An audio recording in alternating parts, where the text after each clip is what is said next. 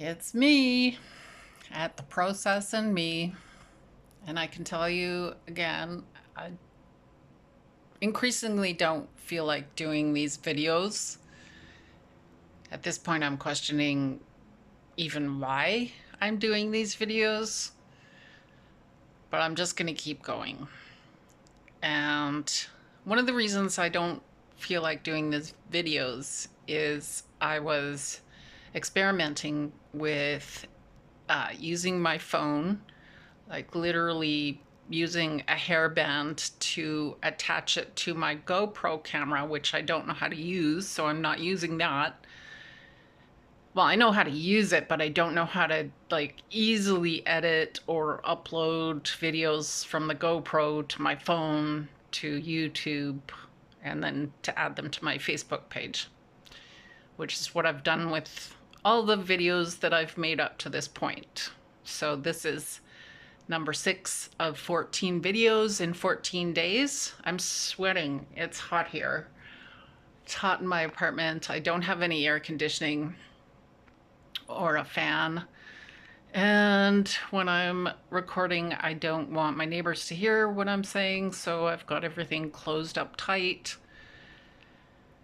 Anyways, I was using my phone, which was secured to my GoPro, which is on top of its, what do you call it?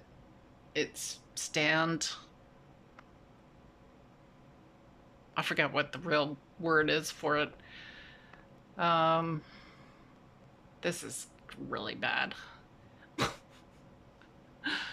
Oh my God, it's tripod. Okay, I'm 60. I've been brain damaged through Stachybotrys poisoning. I've, suffered some head injuries as a kid, falling off my horse. Blah, blah, blah. Trauma, PTSD. Give me a break. So I'm there in my kitchen. I'm not going to swing the phone around to show you. You've seen my kitchen several times, and that's why I didn't start in the bathroom either, even though I was like, oh yeah, let's keep the pattern going so everybody feels comfortable. Well, no. Because watching this video of myself just making coffee in the kitchen, I look like way bigger than I thought I looked. And I'm not happy about that. I'm not happy about the weight that I've gained in the past 5 years, 6 years. I'm not happy with my life right now, the way I'm living it or trying to live it. I'm just not happy most of the time. Just being honest here. But I'm going to tell you this quick story. I'm not going to tell you about the writer, actor, producer, director story yet. That was like the most profound, remarkable, significant, biggest difference making encounter, probably of my whole life up to this point, other than the births of my daughters. And I've got 2 daughters, and being mom to them. Yeah, so anyways, I'm going to tell a little bit less significant, but still very significant story. So I'm working at the Four Seasons Hotel as a registered massage therapist. And this hotel no longer exists. It was on Avenue Road between Yorkville and the other little side street that makes Yorkville. And I'm coming, like they had a little massage therapy room inside the fitness center. And so you'd walk out of the massage therapy room and there'd be like all the exercise equipment. And then that would be all glassed in. So you'd walk through the glass door to get into like the main part of the fitness center, which also had a pool and a whirlpool and change rooms and all of that, and a front desk with a front desk attendant. So I come out of the massage therapy room having finished doing a massage, and I see this guy on one of the exercise bikes, and I recognize him, and I think I know him, and like my mind is just kind of, click, click, click. How do I know this person? And I don't know. Like I knew very few of my brother's friends because I left Victoria when I was 18, so they were. I was just 18, so they weren't even yet 14 and 15. They were going to be turning 14 and 15. And so I didn't even really know any of their friends, but that's what my mind kind of went to was, oh, must be one of my brother's friends. Like so weird. 3,000 miles away from where my brothers live. And so I'm just kind of breezing past this guy on the exercise bike, and I'm like, "Oh, hi. How are you doing?" And he just kind of is like and like I say, I just breeze on by. So I go through the glass door to get to the main area of the fitness center, and the fitness center attendant looks at me and he's like, "You know who that is, right?"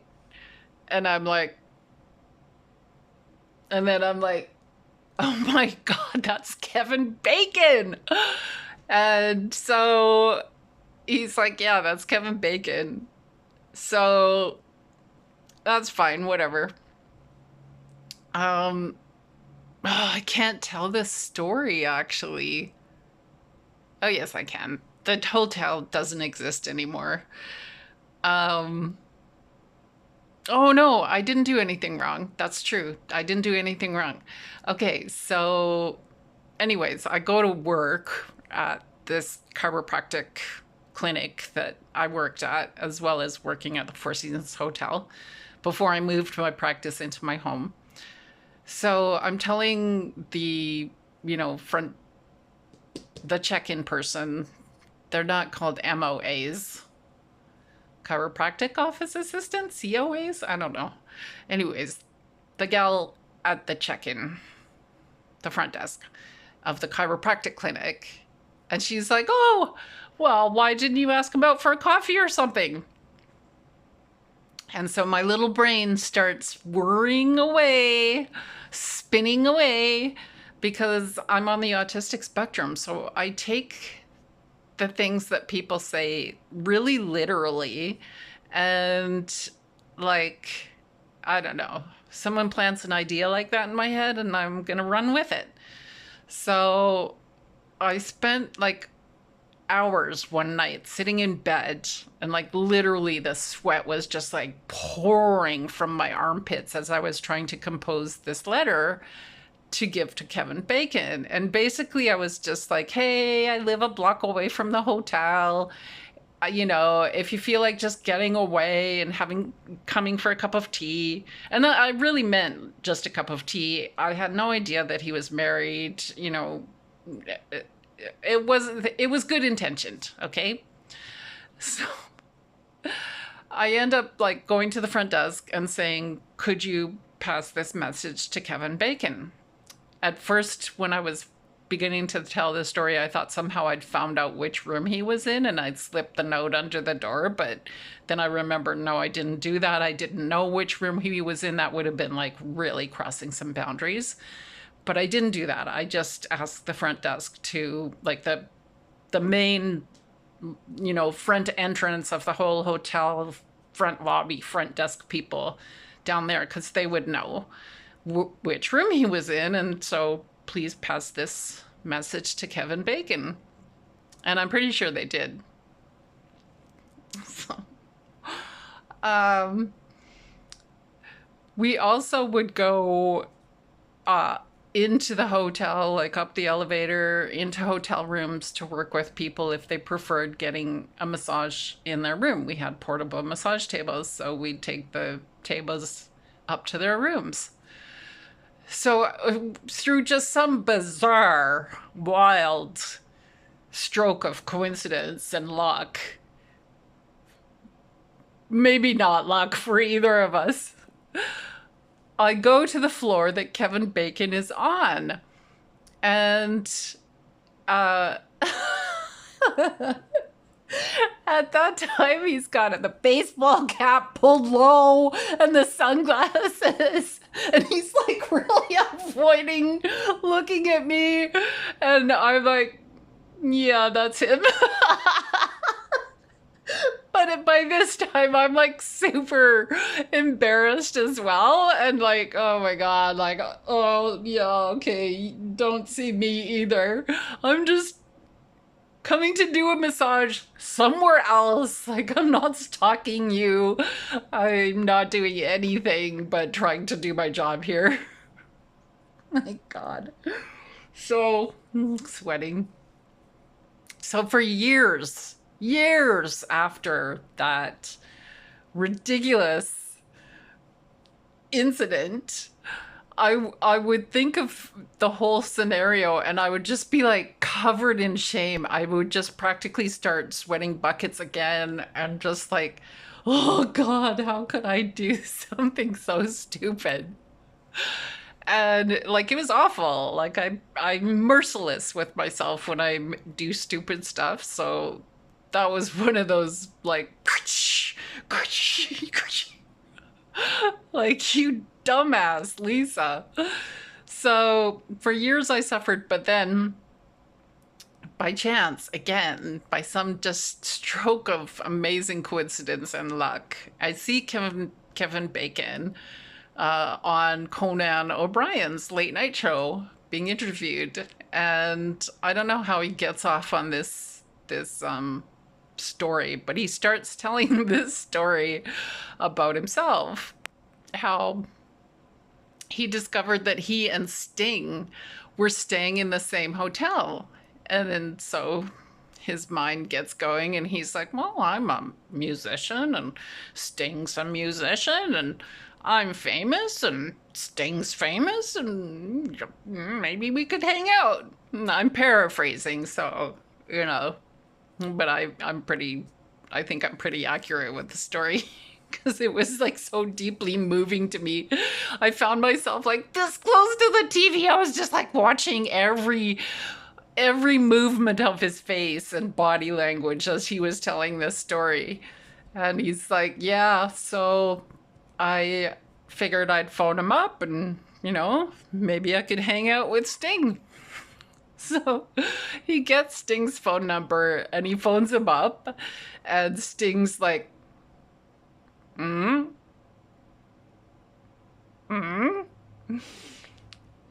I can't remember what he said to him. I'm not even going to try to paraphrase that, but he was basically like, hey, it's Kevin Bacon, you know, and Sting's having none of it. None of it.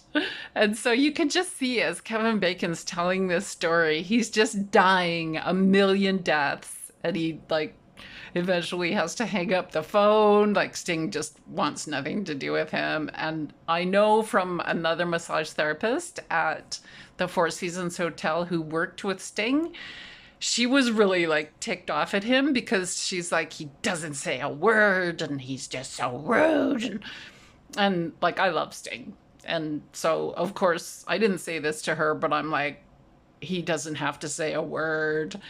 It's his massage. He's paying for this time. He's not being rude. He just doesn't want to talk. So, like, leave the guy alone. But, you know, she should have figured that out for herself.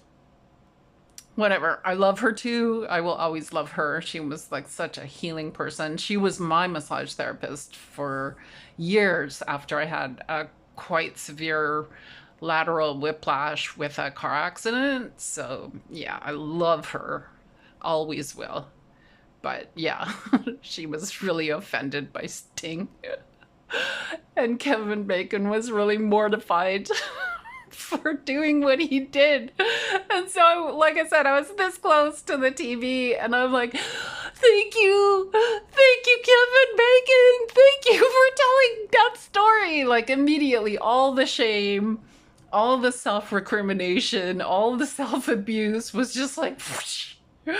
Gone forever. So that's my Kevin Bacon story. I didn't massage him. I just saw him in the fitness center and then on the floor of where he was staying. Oh my God. I'm just gonna see what time it is. Yeah, 15 minutes. That's cool. That's a good time. Good timing.